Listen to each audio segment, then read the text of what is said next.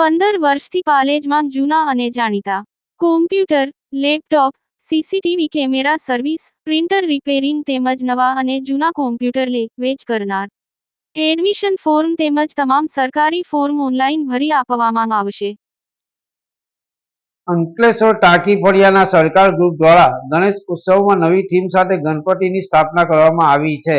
સરકાર ગ્રુપ દ્વારા હાલમાં મોક્ષ નગરી કાશી દર્શનની થીમ ઊભી કરી કાશીની વિવિધ કૃતિઓ દર્શાવી છે. મોક્ષ નગરી કાશી દર્શન માટે મોટી સંખ્યામાં લોકો ઉમટી પડ્યા હતા. અંકલેશ્વરના સ્ટેશન વિસ્તારમાં આવેલ ટાંકી ફળિયાના સરકાર ગ્રુપ દ્વારા ગણપતિ ઉત્સવની ભવ્ય ઉજવણી કરવામાં આવે છે.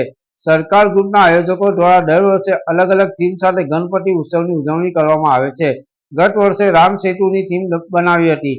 આ વર્ષે ગણેશ ઉત્સવમાં એક અનોખી થીમ તૈયાર કરી છે. શ્રીજીની સ્થાપના સાથે શ્રદ્ધાળુઓ કાશી દર્શન કરી શકે તે માટે મોક્ષ નગરી કાશી દર્શનની થીમ રજૂ કરી છે, જેમાં ગંગાઘાટ, ગંગા આરતી, સ્મશાન ભૂમિ અને ગણપતિજી મહાદેવ પર ગંગાજળનો અભિષેક સહિતની થીમ દર્શાવવામાં આવી છે. ત્યારે મોક્ષ નગરી કાશી દર્શન માટે મોટી સંખ્યામાં નગરજનો ઉમટી પડે છે અને શ્રીજીને પાણીના અભિષેક સાથે દર્શન કરી ધન્યતા અનુભવે છે.